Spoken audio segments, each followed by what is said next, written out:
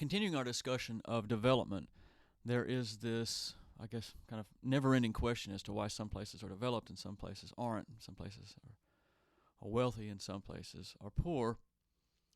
And a lot of this really dates back to the Industrial Revolution, because those places that managed to get industrialized tend to be wealthier than places that are not.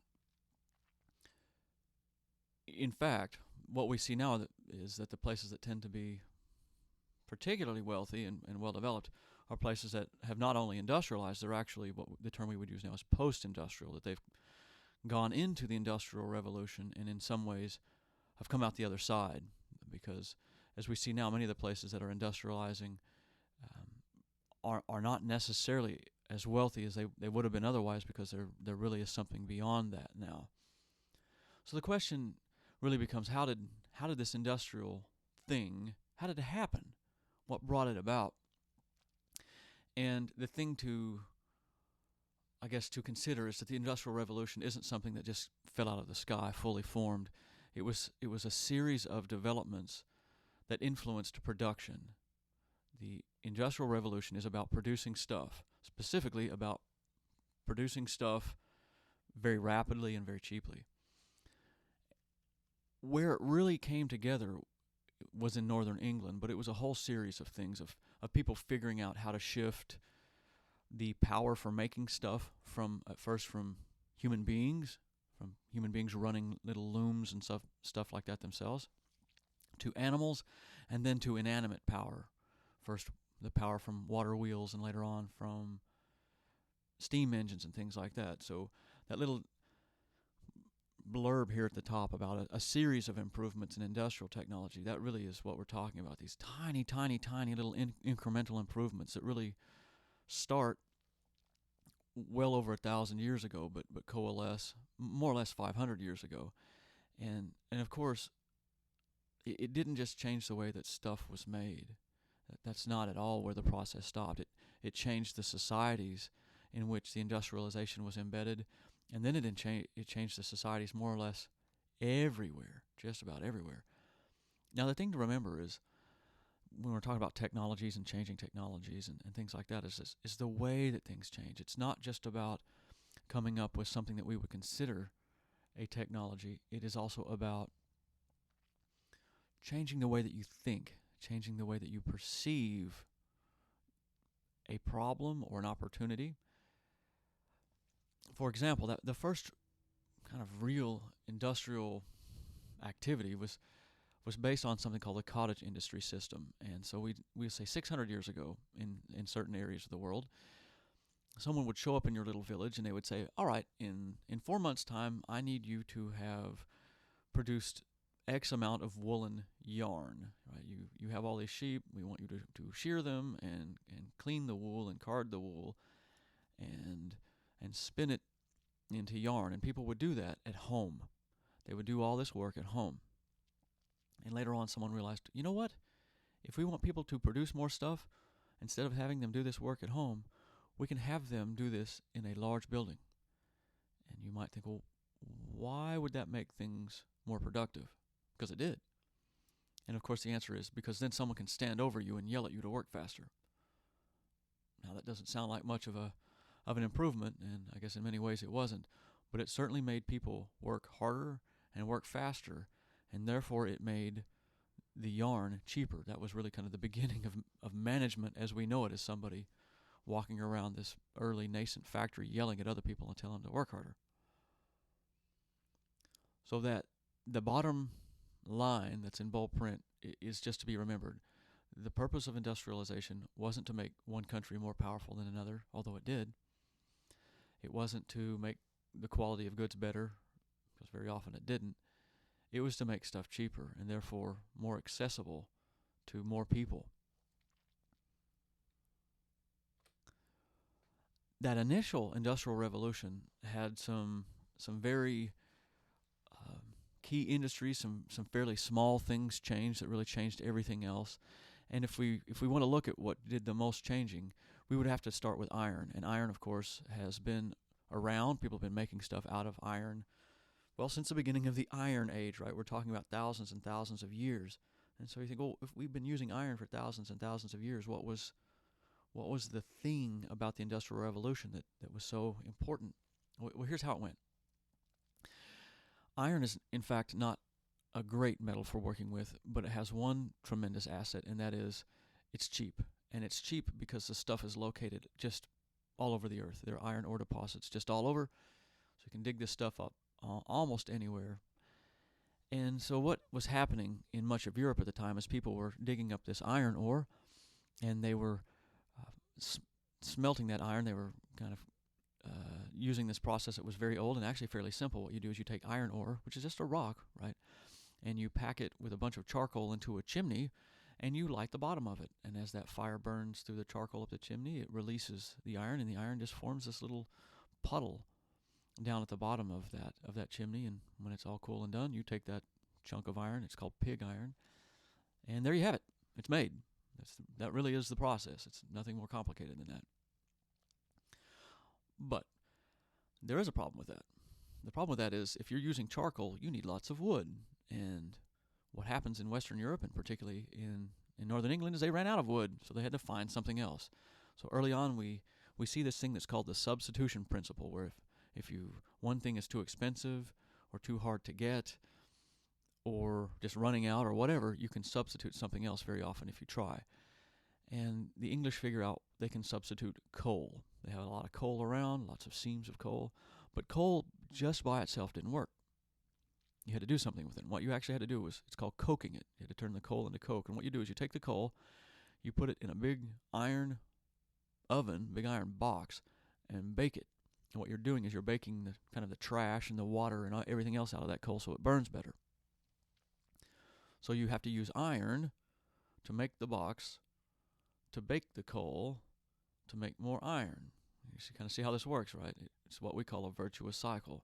So as you start getting more coal, you're going to start getting more iron, and you're going to use that more iron that you have to dig out more coal.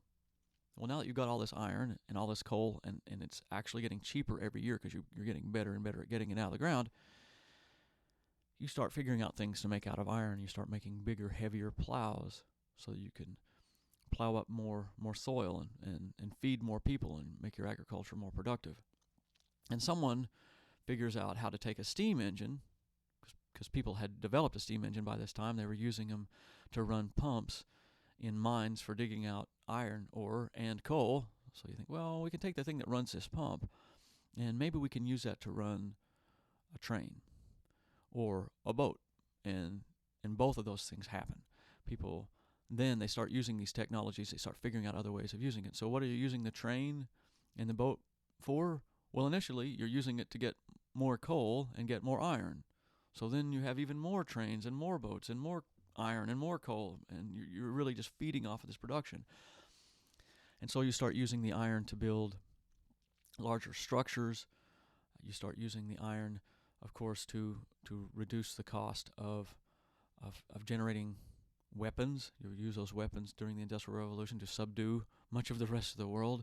You start using that iron to make nails cheaper, so the cost of housing goes down. I mean, it just starts just impacting everything. So the next wave of industrialization goes into textiles. And if you kind of think of historically what textiles were like, they were really, really, really small scale. In people's homes, they would grow a couple of sheep or grow some cotton, depending on where you were in the world, or some flax or whatever. And they would take that fibrous material and they would make it into a thread or into yarn, and they would take the yarn and they would very slowly and laboriously loom that into cloth, and then they would take that cloth and slowly make it into clothing. It was very slow, very labor intensive, and very expensive. Well, the industrializers figure out that you can automate a large part of that process, a huge part of that process, and build these gigantic looms for making cloth that are powered, as I said before, either off of steam power or water power. And so the price of cloth just collapses. It gets really, really, really cheap. So if you're someone who's buying cloth, the world is great. Suddenly cloth is way less expensive, and so you can have that money for using, for other things. On the other hand, if you were in the cloth producing end of the equation, you've probably been destroyed by this. You can't make something as cheaply as a machine can, and you're probably out of business. So on the one hand, industrialization kind of creates some industrial employment. It makes things cheaper. But on the other hand, it it destroys entire industries very quickly and almost overnight in some instances. That has a name. That's called creative destruction. That is very often applied to capitalism. An economist, and an Austrian named Schumpeter, came up with the idea that capitalism is continuously kind of destroying the old for the new. And if we kind of look at the world as we know it, the world as we have grown up in it, and not even as our great-grandparents grew up in, it's a world in which we expect technology to change things. We just expect that now. Understand, 500 years ago, that was not the case. But today, we have this kind of continual expectation of creative destruction. So the next industry was chemicals, right? So we figure out how to get nitrogen out of the air for fertilizing our crops, or how to make cheap, inexpensive dyes, because dye used to be really expensive and hard to get to, and very often not very good. Very often clothing that was dyed in the past, if you wash it a couple of times, the dye would just wash out. Well, that's not really the case once you have the artificial stuff.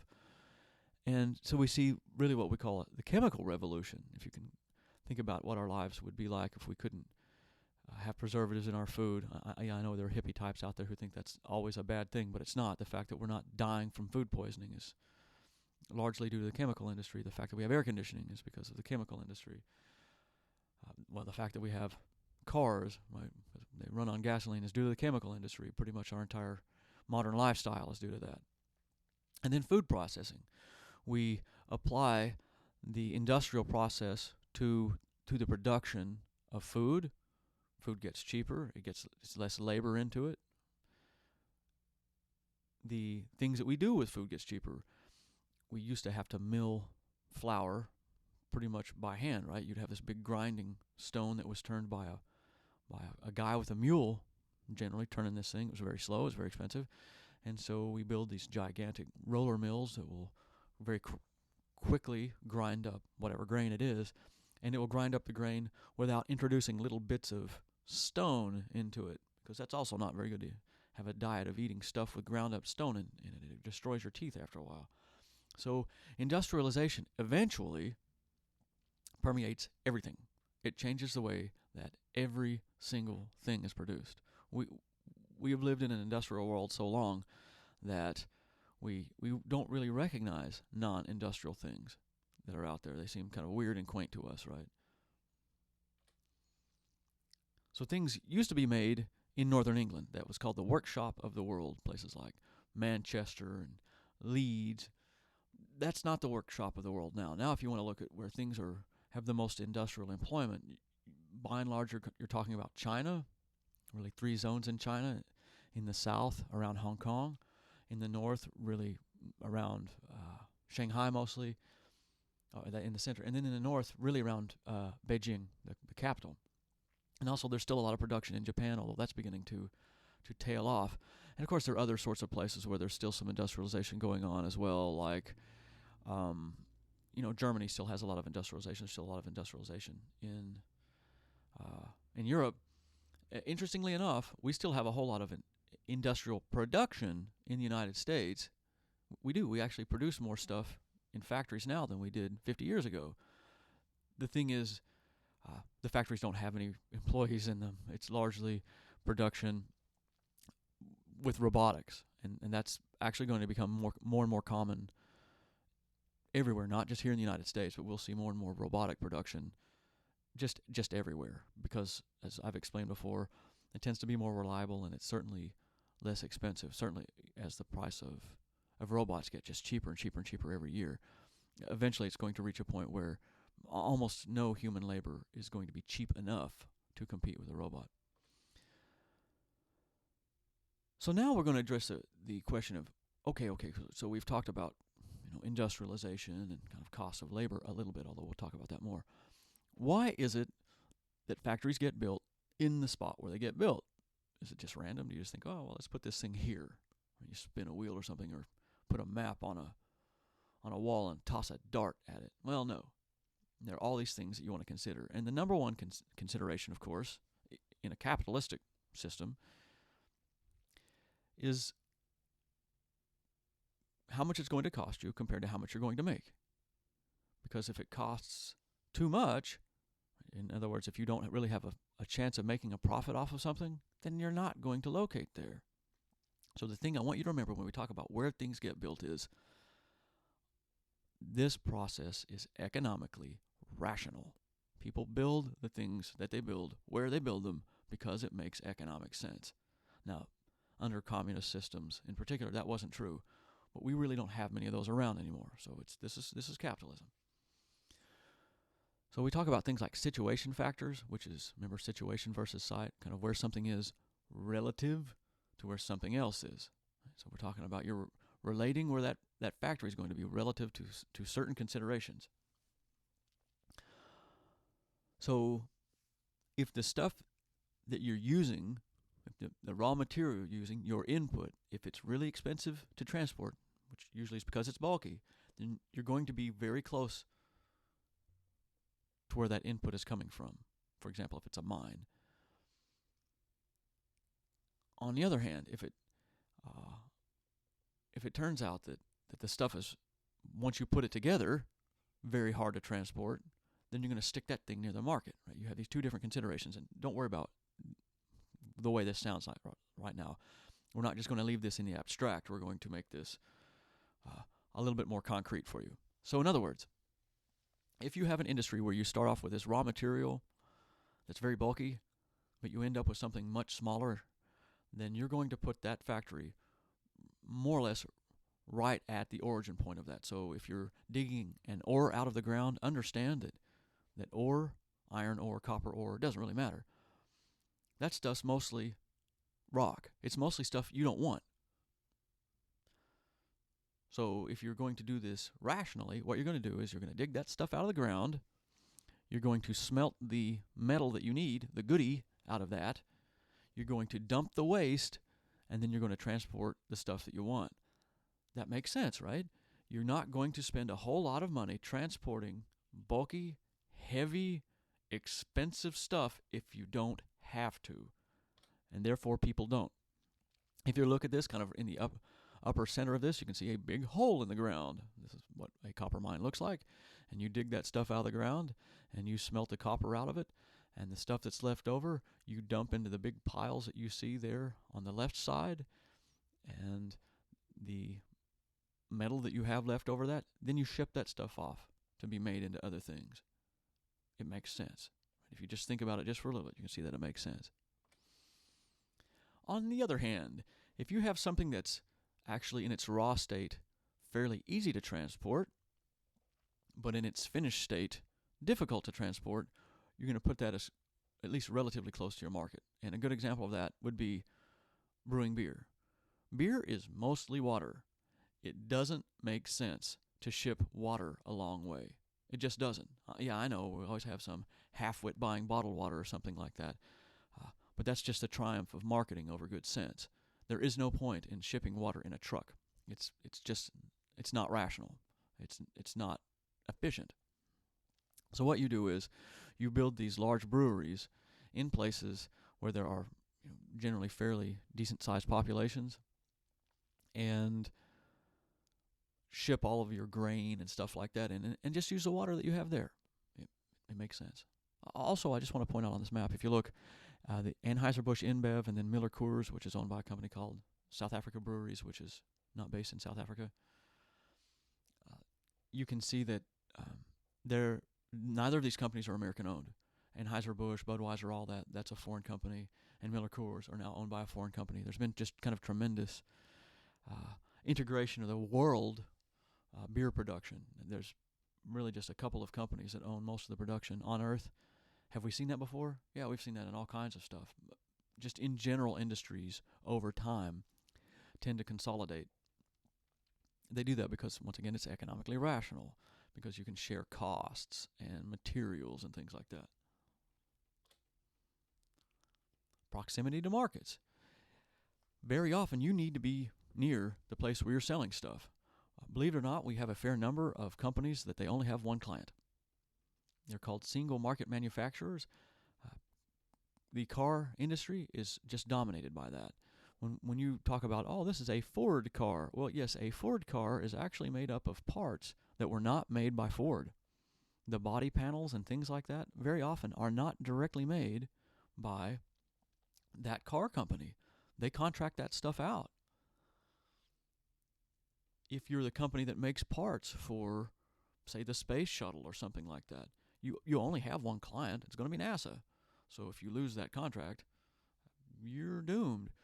In Huntsville, Alabama, we saw, there's a very large NASA lab there, and when that lab closed because they weren't really doing stuff with that, it destroyed the economy in that place because it wasn't just that there was one single market manufacturer in that town. There were dozens or hundreds of them, and so they were incredibly dependent upon just one industry, and when it went, man, it went big. Also, perishable products, stuff that's really delicate. You have to make that stuff near its market. Wedding cakes. Wedding cakes are pretty delicate. If you wanted to, I guess you could build a great big factory in Wichita or Topeka or somewhere like that and ship your wedding cakes all over the country. But as a former FedEx employee, I can tell you when that cake gets there, it's probably going to be mush. It'll be destroyed. And if it isn't, it's going to be so expensive to get you there, to get that thing there, that it won't be worth the cost. So, a lot of things, they really need to be made fairly close to where they're going to be consumed. Another thing you have to consider is that production of things has changed over time. At one time, the only place on Earth that was industrialized was northern England, but northern England now is deindustrialized. There are really no factories at all left there. It's all moved to somewhere else. Partly it went to the United States, and then from the United States, to the northeastern United States actually, and then it moved to the Midwest, and then it moved to the American South, and then it moved to Mexico, and then it moved to China, and now it's moving out of there. The driving factor behind all of this movement is that you're looking to places where your lowest overall cost is cheapest. I know in the United States we always say, well, you go to where the labor is cheapest.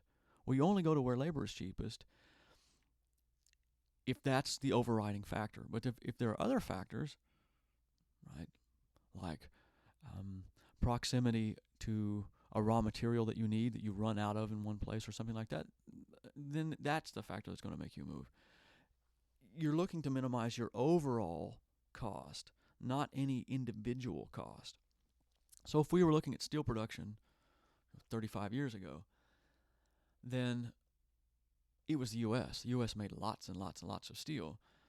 And if we're looking now, you'll see that it's China and it's Japan.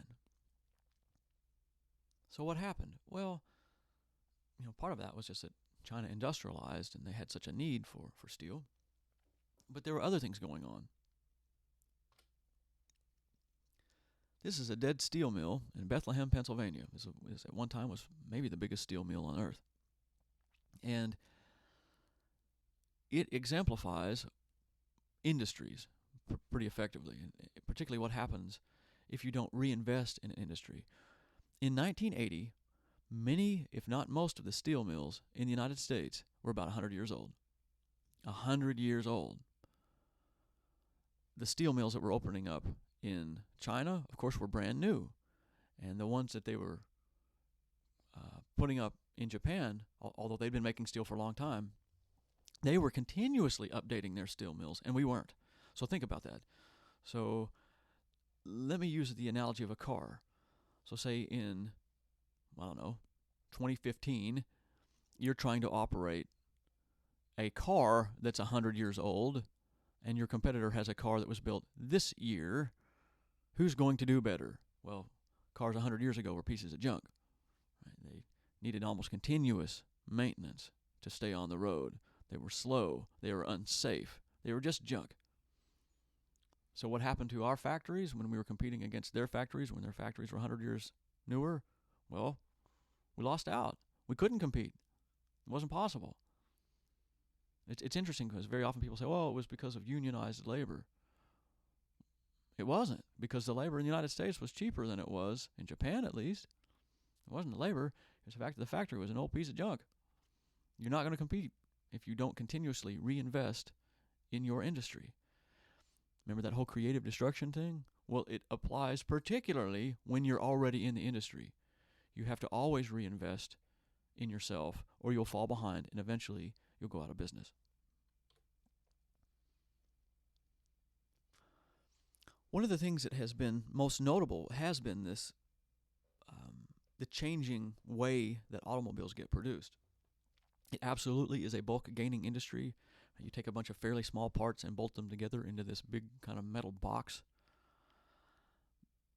That's actually fairly hard to ship once you have a big metal box. And so that's why very often many companies want to assemble their cars really close to the market. That's why Georgia has a Kia plant in it, because it's cheaper to send the parts of those cars from Korea and have somebody here put them together than to send them fully assembled from Korea, because the transport is way less expensive.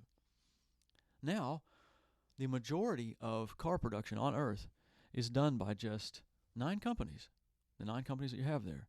Now, what's interesting is just a couple of years ago, there were 10 of those, but Chrysler has since ceased to exist and was given to Fiat. And Kia itself actually used to be separate, but the Korean government actually forced them to be sold to Hyundai because they were struggling. Now you may say, well, wait a minute, there are other car companies in these. By and large, they're subsidiaries of these, right? So, like Nissan is a subsidiary of Renault, and of course, Scion is part of Toyota, and Acura is part of Honda, and as I said, Kia is part of Hyundai. So these really do encompass kind of much of the brands that you will see. There are others, most notably some Chinese companies which are kind of up and coming, but these are the big ones. 100 years ago, I can just tell you that there would have been hundreds, if not thousands, of car companies across the world. But like so many industries, the smaller ones died, and the bigger ones just kind of got bigger. There's been tremendous consolidation in this industry as well. If you look at where cars are made, the United States produces a lot of cars, but we have a large internal market. China produces a lot of cars, but they have a large internal market. Germany produces a lot of cars. Those are mostly for export. And Japan produces a lot of cars, and those are mostly for export. Now, that's not to say that the U.S. doesn't export cars. We do. And that's not to say that China doesn't export cars. They do. In fact, there is a car company in the United States that has been Chinese for several years that most Americans do not realize is a Chinese company. And that company is Volvo. Volvo is a Chinese company. It's been a Chinese company, I think, for 6 years. Very often when I say that, people look kind of surprised and horrified. No. It's a European car. It's Swedish. No, it's not. And it hasn't been for a long time. I'm not sure why it is that someone would spend that much money without realizing that the car they're making is Chinese. It really is. And I think this year is the year that they're supposed to start ramping up the number of cheap Chinese Volvo branded cars, but we'll see if they do that. But I've read that somewhere that I think this over the summer they're supposed to be bringing in much less expensive versions of the Volvo cars from China. If you look at car plants now, the first thing you would notice if you were comparing them, say, to 100 years ago is they don't seem to have any employees in them. Well, they don't. It's heavily automated now. That's why when people start talking about the kind of the labor costs or unionizing or something like that, understand that the labor costs of a car are actually comparatively low. The huge cost, of course, is in the production technology, and that's just going to go up. I mean, there are a couple of factories I've seen in Japan that didn't appear to have really any employees at all in them. I saw one of them that they didn't bother having lights in it because the robots, right, they don't see anything, so they just kind of crank along. I thought that was kind of interesting, this dark factory, because the robots don't care. In the United States, we have about 50 assembly plants, because I remember I just said that very often they don't the car companies themselves don't make the much of the parts. They just contract them out and buy them and put them together. They do have some spatial contiguity in them. You'll see that there's some pretty obvious spatiality to where the stuff gets produced. It really is kind of the eastern part of the Mississippi Valley where the stuff is being produced. Your parts makers tend to be near your assembly plants because, of course, they're supplying them. The stuff that's owned by U.S. companies tends to be in the north. The foreign stuff tends to be in the south, but you'll see there's a whole lot of overlap.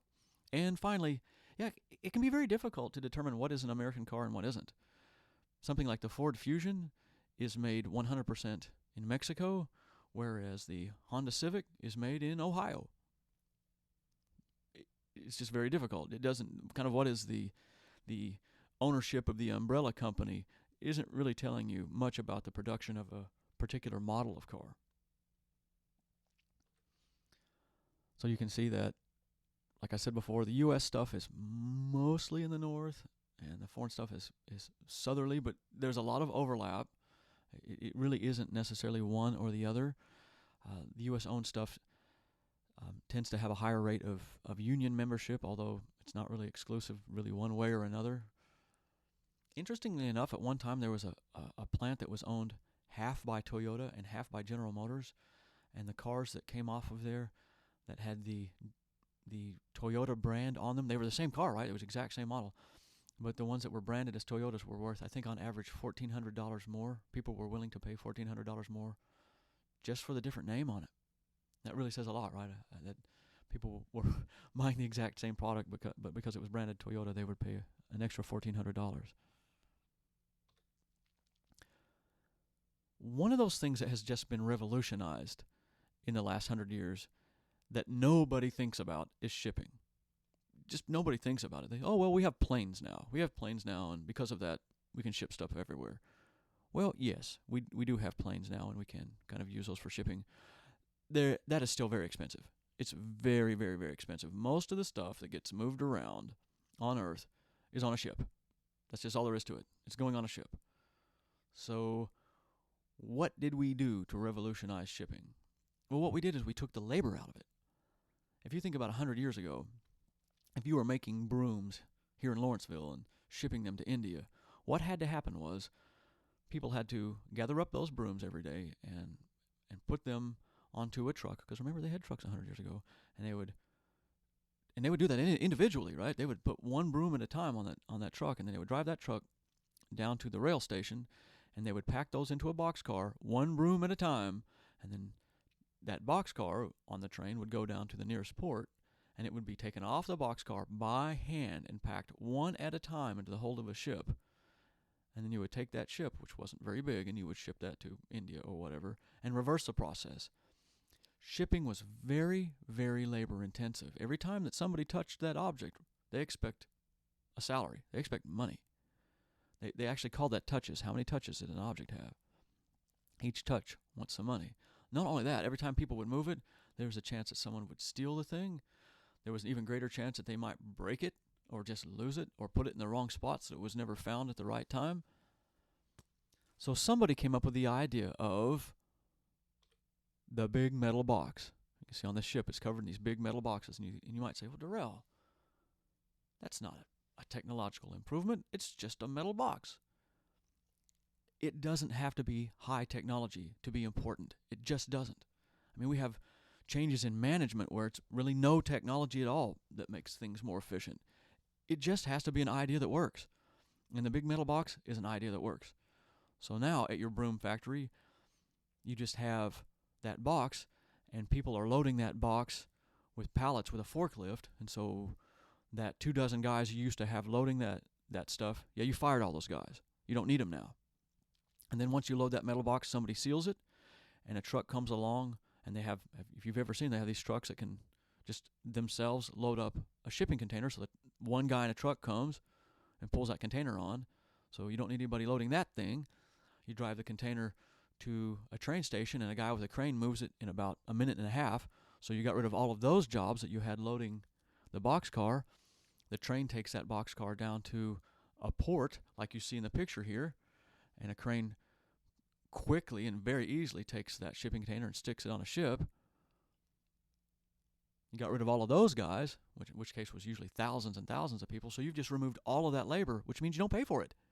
It means that shipping is cheaper. Not only that, then you have the ship. The ships are way, way, way bigger, so you can have fewer ships and fewer crews. That great big ship you're looking at there, the crew of that thing is probably 8 people. That's it, because the thing runs off of GPS. You don't really need to know what you're doing. So there you go.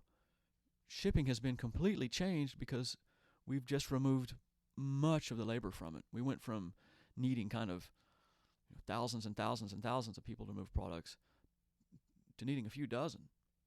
That was it. That makes stuff cheaper.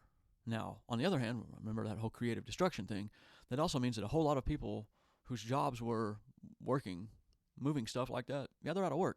They have to find something else to do. Shipping has actually gotten so good that initially the Japanese figured this out and other people have copied it. We now have this thing called just-in-time delivery. So you're at a factory somewhere and you need to be putting a transmission into a car body at 11:30. Well, in the old days, you had to have warehouses around your factory full of extra parts everywhere because shipping was just not very good. It was just crap.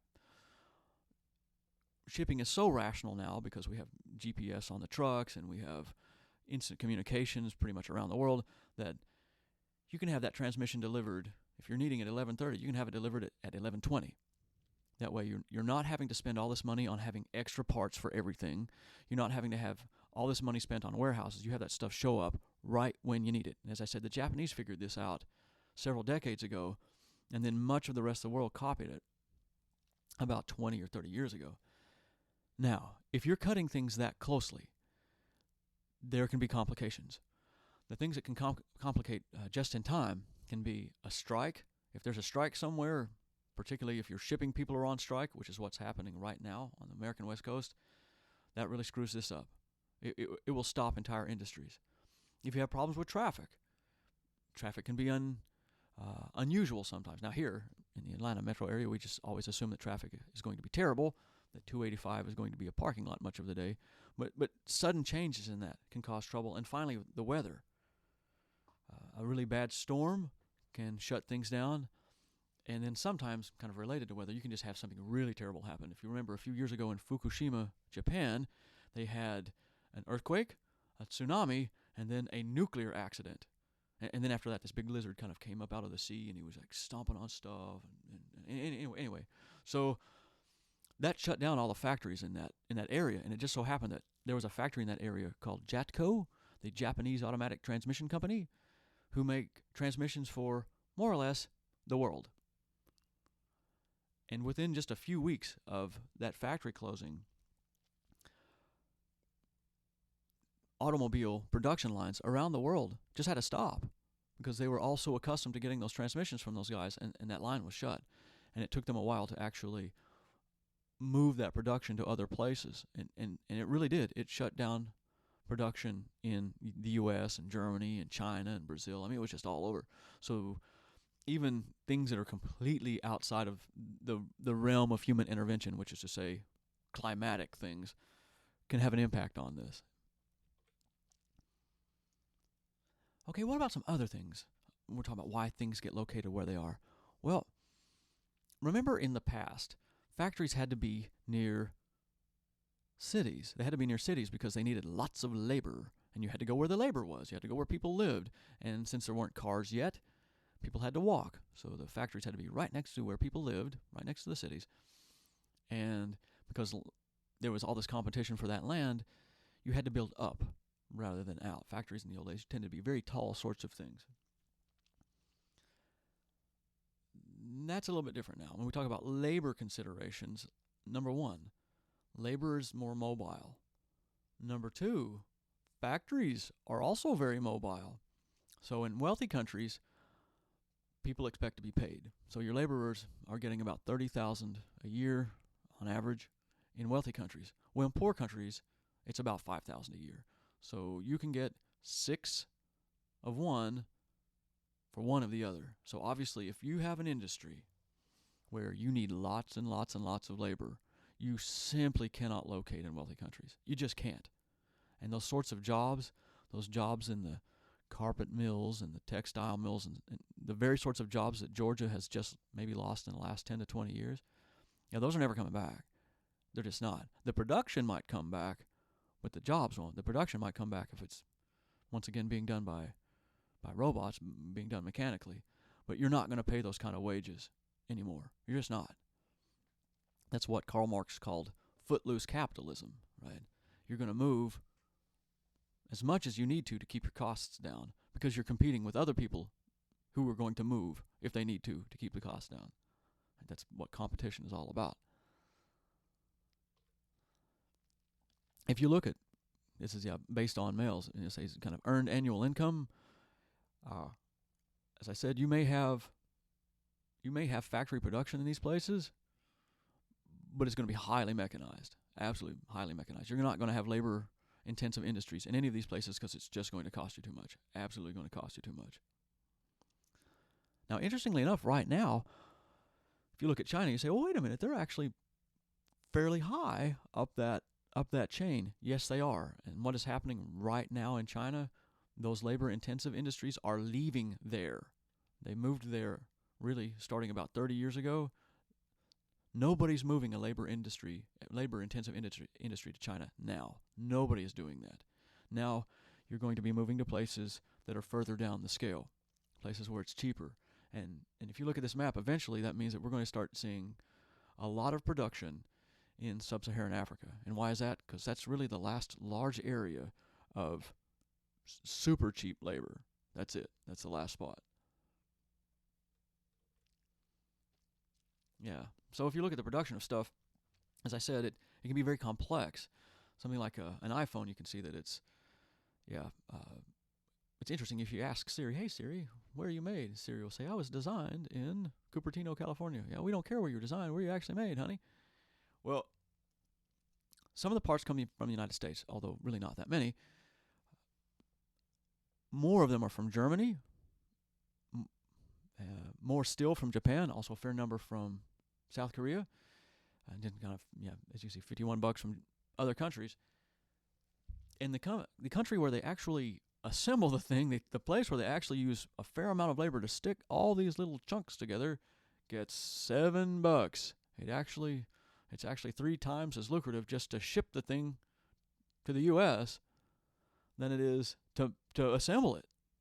Think about that. So the place who actually puts this thing together, they really don't make very much of it. And why is that? Because the labor is so cheap. Because labor is very, very, very cheap. Now, interestingly enough, you'll see that the cost of production is about $223, but when they go to sell that thing, it's $600 or something like that. Because obviously, it's not how much something costs to produce. That's not what affects the price. The price is effectively what people are willing to pay for it. And so, if you're willing to pay $600 for something, then they're going to charge you that. Well, I don't really pay that because I get a 2-year contract. Well, yeah, you do. You just pay it out in installments rather than paying it out directly. But nobody gives that stuff away for free. You pay it one way or another. Another factor, right? We talked about labor, land. As I said before, in the past, because you had to be near cities, because you had to be near a source of labor, the land was expensive because you were competing with all the other factories for this sort of stuff, and so you had to orient vertically because you couldn't be sprawly. It would be too expensive, so you had to take up as little land as possible. So you would often locate in a city. That is not necessary now for particularly one reason, and that reason is labor itself is more mobile. If you saw something like the location of, almost anything in Gwinnett County, nobody's worried about building, the new Mitsubishi factory or the new Kubota factory or whatever, about building that stuff next to some massive pool of labor, because you know that people will just drive to it. Your labor will get in a car and drive to your facility, and because of that, you can get further outside of the city. Well, why do you want to get further outside of the city? because it's cheaper. Because land is cheaper in the suburbs and it's well cheaper in rural areas. So you locate out kind of in the middle of nowhere because your land is cheap. And since the land was cheap, you don't have to orient yourself vertically. You can be sprawlier. And it's actually cheaper to build that sprawly development, right? The engineering is just simpler to build a great big kind of one-story building than a skyscraper. It's just much less expensive that way. What's important then now? What's important now for this production is to be near a good road, particularly an interstate, and if it's really important to you, near the intersection of some interstates. Because it's all about access. It's about getting your labor pool in and your inputs in and your finished product out. That's why you see things that look like this. If you, once again, think about the sort of plants that we see around here, that Kia plant or the Kubota plant in Gainesville or any of those, they kind of look like they're in the middle of nowhere, but they're not because they're next to a big road, and very often they have a whole bunch of exits going into that facility that were made just for that facility. This is pretty ideal for them. They can expand outward cheaply. They can get more land cheaply. And it's economically rational. It was economically rational to be in cities 100 years ago, and it's not now because of your expenses. And now it's economically rational to be out in the middle of nowhere, so that's where people buy and build. Finally, and this is one of those almost invisible categories, factories, businesses in general, need access to capital. They need access to money, investment money. That is the lifeblood of capitalism, is capital, which is why we call it capitalism, right? Most people who are going to open a factory need to borrow money. They don't have the money lying around just to use, so you got to borrow it, which means you have to convince people to loan it to you, for one thing. And for another, you have to have an industry that does that. In the United States, one little area, Silicon Valley, right, the area around kind of San Jose, California, actually consumes 1/4 of all U.S. investment capital. That's incredible. It's a little bitty area. And 2/3 of those things that get that money die. They die, which means you invest your money in it and you never get a penny back. You lose your money. Like, oh my God. Well, why would people invest in that? Because when that stuff comes in, when it works, then it's Google or Apple or Facebook or Instagram or, I mean, you can kind of fill in the blank, right? So it's you invest in a whole bunch of those things, and the 2/3 that die, hopefully for you, are balanced out by the 1/3 that make it. And the 1/3 that make it so big that it makes it worthwhile. And that by the way has been the truth overall. The problem for developing countries, poor countries, has been getting capital because they don't have any. They just don't have any. And very often, not only do they not have any, they don't really have the capability of generating any. Very often because their banking systems are corrupt, or there's no real understanding of how to invest kind of sensibly. Very often they'll just keep investing in the same old stuff they've been investing in because it's effectively a habit.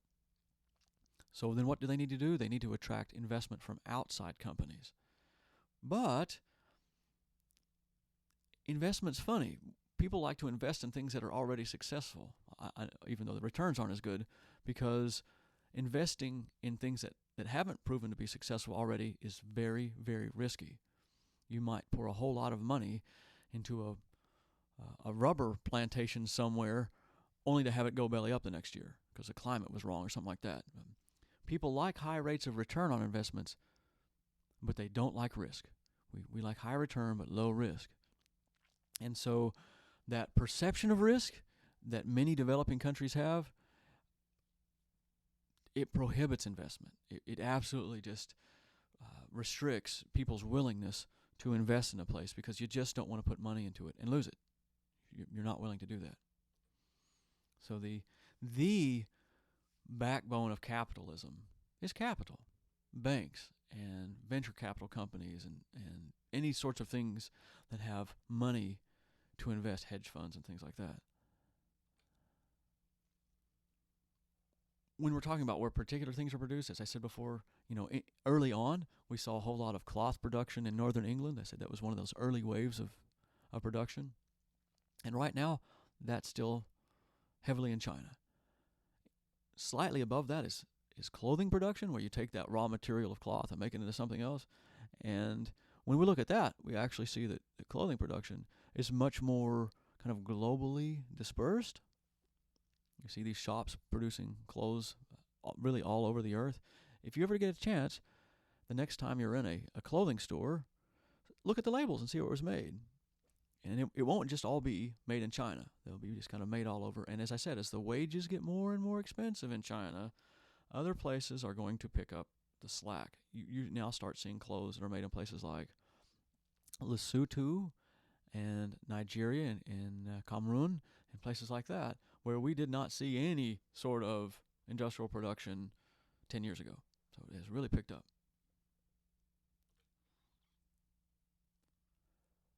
So how about in the United States? Well, in the United States, starting really in the post-Second World War II era, there was a great movement to industrialize the American South. The federal government just started pouring money into the South because before that, the American South was about as industrialized as Mexico was, and it just wasn't doing very well. And one of the ways that the South itself tried to attract investment was to more or less destroy any notion of workers' rights. I mean, here in Georgia, you can see that we have not only just right to work, but we're at-will employers, so that your employer can effectively fire you for any reason whatsoever. It makes you almost a slave to the whim of your employer. The idea behind that was that it was going to attract all this industrial investment in the South. Right-to-work laws means you can't close a union shop, so the unions are much weaker in right-to-work states. And as it turns out, if you look at the change in manufacturing between 1950 and 2010, 60 years, it didn't work. It didn't work. Taking away workers' rights in the South didn't lead to this industrial boom. And why is that? Well, it's simple. If all you have to offer, for prospective investors is cheaper, effectively disposable labor, well, you can do better than that in Mexico, and you can do way better than that in China. So you're not going to bother. So we've seen some increase in some areas in productivity, in industrial output. Not much. And as I said before, the continuing march of robotics is going to make much of this stuff just completely irrelevant. We're having factories built all over the United States now. We've seen a resurgence of manufacturing, just not of manufacturing employment. We're not going to see any of that. The stuff that we're seeing built is heavily driven by robotics.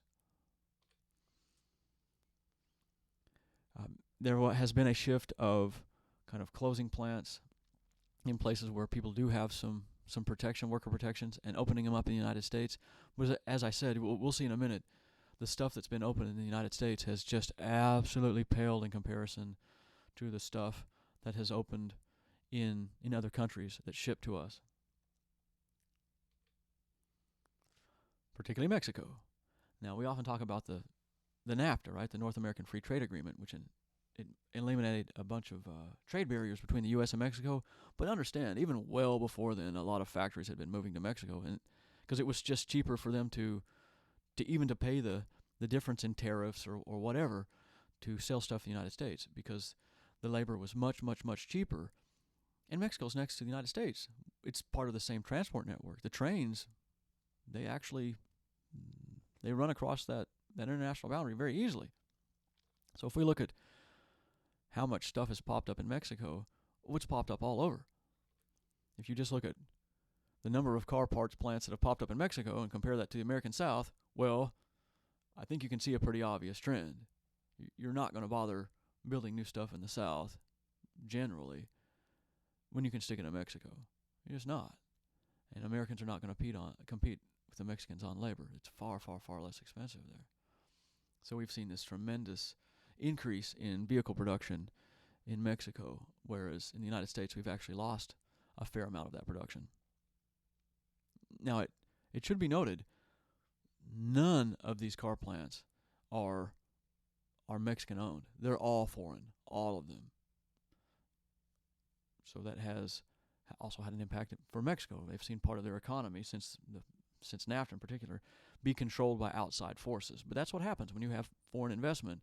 That means that somebody besides you is controlling your economy at that point. There has always lately been a great deal of talk about the BRICS, these countries that are either newly industrializing, or in the case of Russia, reindustrializing, because they, of course, had been industrialized under the Soviet Union, and that much of that industrialization just collapsed, and they've really had to rebuild everything in the last 20 years. And one of these, obviously, is growing very rapidly, China. People are saying now, well, China is the world's largest economy. It may be. It's actually kind of hard to measure. But that makes sense, that the Chinese economy would be bigger than the American economy. It's 5 times our population. 5 times. So we would expect these places with massive populations that are industrializing right now, that they should see a lot of growth. They should. That's expected. That would be normal. And that concludes our set of slides for Chapter 11.